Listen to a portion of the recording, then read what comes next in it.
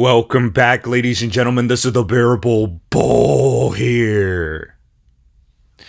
And I got this aggressively average content for you today.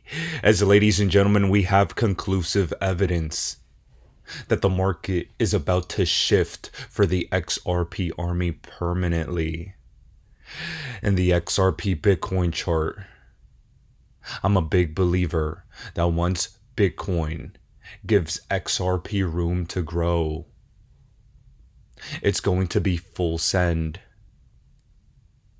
If this XRP Bitcoin chart breaks through the red, we're going to the stratosphere. And right here, with Bitcoin filling a 7-month-old CME gap, I'm a big believer that where all systems go, we've seen a healthy pullback in Bitcoin's price. And as a result, Bitcoin has pulled back the potential growth of the rest of the altcoins. Bitcoin is unfortunately the leader of the pack in the crypto space. It's the dinosaur coin that makes all coins grow when it's growing. But now that we have QE, now that stimulus is afoot, now that XRP has an ETF live, I suspect M2 to continue to grow, and with M2's growth, Bitcoin will grow. Bitcoin's price growth, which is inevitable right now, it is going to stimulate XRP's bullish momentum. Remember, in fear is when you buy. In fear is when you need to flip bullish, while everyone else is crying in comment sections about the price going down. The true savages know that this is the best time to be alive. The final moments before the inevitable price growth. And we're going to end this year with a bang. I promise you. You see, the SEC just dropped crypto from its 2026 priority list. And this doesn't mention crypto at all for next year, suggesting it's no longer treated as a risk asset class. Japan is considering $110 billion in stimulus. Trump is calling for $2,000 tariff dividend checks. JP Morgan expects $300 billion plus in liquidity injections. China is pumping trillions into the economy. The Bank of Canada is restarting its QE program. The Fed is ending QT this month. And the exact opposite happened at the peak of 2021 when government stopped QE and started rate hikes. The end of the system as we know it is beginning. This is end stage American Empire, end stage 1912. Federal Reserve System. We're pivoting over from the last system into the new one. And we are going to burn this system into the ground with endless money printing. So that the new one, the crypto-based one, will engulf all of it and restart it. That's always been the end game. That's always been the plan. And if you're sitting here right now, holding some of my favorite digital assets, including XRP, you're going to become very wealthy. Now hear from Nick, the Crypto Crusader, with the launch of the Franklin Templeton XRP ETF upon us. It's a good time to watch the CEO of Franklin Templeton, Jenny Johnson, telling you that Bitcoin is the distraction from the greatest disruption coming to the financial system. What she's telling us is that Bitcoin lacks the viable tech to be utilized for what institutions want. Tokenization, DeFi, the system on-chain. The demand is too much for inefficient networks that can't scale. And this also includes networks whose gas fees drastically increase once demand does too. Focus on the right technology, the most efficient tech, and that's where you'll find the holy grail. And XRP fits the bill. If you don't believe me, please take a listen. Bitcoin is the greatest distraction from the greatest disruption that is coming to financial services. I think AI is probably the other big disruption there. But and there's so much noise around a lot of things like FTX and others. But if you bring the technology down to its core value, it does three things. One is it allows a payment mechanism. Number two, it allows smart contracts to be programmed into the token. And three, because it's a general ledger, it has a source of truth. So whoever has that token, all rights in that token are granted to that person. So if I sell it to Frank, I don't have to go through a third party to do it. Frank gets it, and Frank gets all the rights. So my favorite example is Rihanna, who came out with, right before the Super Bowl, and I know she's just testing the market in this, 300 NFTs, each one worth 0.00033% royalties on one of her biggest songs. Well, why can she do that? She can do it because when Spotify plays a Rihanna song, it can capture, the smart contract executes and says, I owe royalties here. And so nobody has to be involved in it.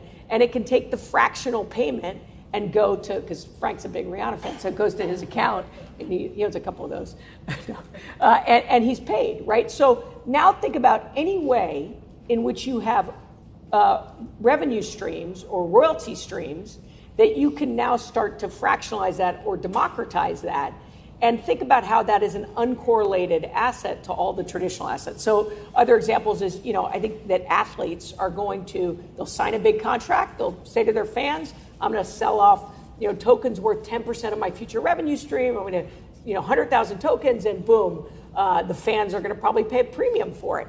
So it will be a way, and if you think about it, it's just securitization done on steroids. And it's merely that this technology is enabling it, and it's also enabling other very interesting companies that will disrupt some of the traditional business models that we have today. Now, ladies and gentlemen, with the Franklin Templeton CEO reassuring all of your minds, I want to leave you with Raoul Pal stating this as a gentle reminder. I know no one wants to hear bullish ideas and everyone is scared and wants to fling poo at each other, but the road to Valhalla is getting very close. If liquidity is the single most dominant macro focus game in town is rolling 10 trillion. Government shutdown forced a sharp tightening of liquidity as the TGA builds up with nowhere to spend it. But now the government has reopened. This is not offset by the ability to drain the reserve repo, and QT drains it further. This is hitting markets, and in particular crypto, which is the most liquidity driven. Traditional finance asset managers have had one of the worst years of performance versus benchmark and are now having to chase markets, and that is allowing tech to be more stable than crypto. 401k flows help too. If this liquidity drain keeps going longer, stocks will get hit hard as well. However, as soon as the government shutdown ends, which it has, the Treasury begins spending $250 to $350 billion in the next couple months. QT ends and the balance sheet technically expands. The dollar will likely begin to weaken again as liquidity begins to flow. Tariff negotiations will have largely been completing, removing uncertainty. Ongoing bill issuance increases, adding more liquidity via bank balance sheets and money market funds and stable coins. Ongoing rate cuts. We will have economic weakness from the shutdown and will add to the evidence that rates need to come lower. SLR change frees up more of the bank's balance sheets, allowing for credit expansions. The Clarity Act will get passed, giving the crypto regs so desperately needed for large-scale adoption by banks, asset managers, and businesses overall. The big beautiful bill then kicks in to goose the economy into midterms. The entire system is now being geared towards a strong economy and strong market in 2026 for these elections. China will continue to expand its balance sheet. Japan will work to strengthen the yen and also fiscally stimulate, which you just saw earlier in this video. The ISM will rise as rates fall and tariff uncertainty drops away. You just need to get through the window of pain. We got through the government shutdown and we're on the other side, and the liquidity flood lies ahead. We are on the precipice of that liquidity flood, my friends. Always remember the don't fuck this up rules and wait out the volatility. Drawdowns like this are common in bull markets, and their job is to test your faith. Buy the dip if you can. These are the final moments before the Q4, Q1 2025 into 2026 bull market, and especially for XRP. As here, Ripple is buying $1 billion worth of XRP just to make sure the XRP price goes up. And the Evernorth CEO, formerly at Ripple, Ashish Birla, dives into the Evernorth plan in front of our very eyes. Keep your eyes on the prize, my friends. We're only headed higher.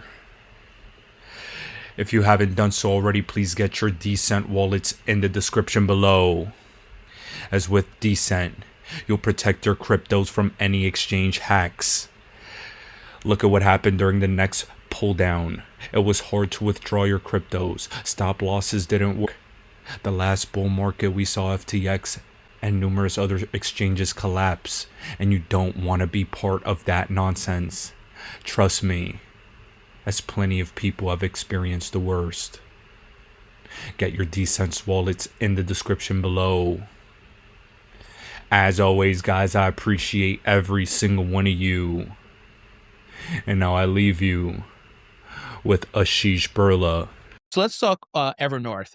To give an overview of this company, what's the mission and why XRP was chosen as the digital asset?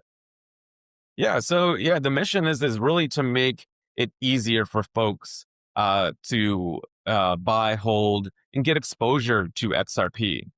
It's for us, Tony. We've been in this space a long time. We know how to manage wallets. We know how to manage cryptocurrencies. But for the large part of the world, that it's too difficult. For big institutions that want exposure to this asset class in XRP, that's too complicated. So the idea behind Evernorth is like, let's make it as easy as buying Tesla stock in your brokerage account, your E-Trade account, your Fidelity account, your Robinhood account. Just like you buy that stock, you can buy XRPN, the ticker for Evernorth, and you get exposure to XRP as an asset class. And we don't stop there. You also get to participate in the strategies that we'll develop at Evernorth, like yield strategies. And with those yield strategies, a portion of that yield that we generate will go back into the treasury. So we'll use that yield to buy more XRP and add to the treasury.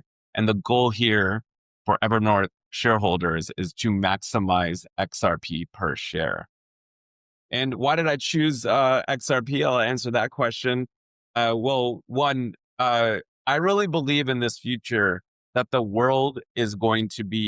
financial world is going to be reformed, and there's going to be a revolution, and that revolution is going to start on a blockchain, and it's spurred by that innovation around the blockchain. And early on, the XRP creators decided that they wanted to build a blockchain that was optimized for financial use cases. This was back in 2012. Maybe that's mainstream now, but this is back in 2012 to create an ecosystem, to create a technology that's optimized for payments, that's optimized for tokenized assets. Today, we call those real world assets or RWAs, but the ability to have these equities, real estate, and so forth, tokenized and available for the world on a blockchain.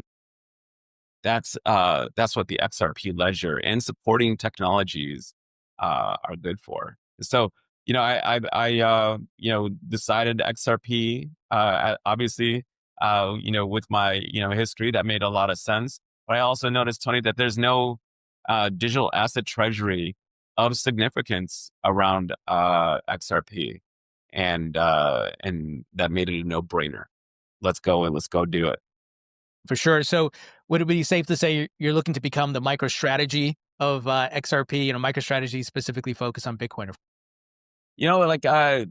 I'm excited about building on the XRP ecosystem.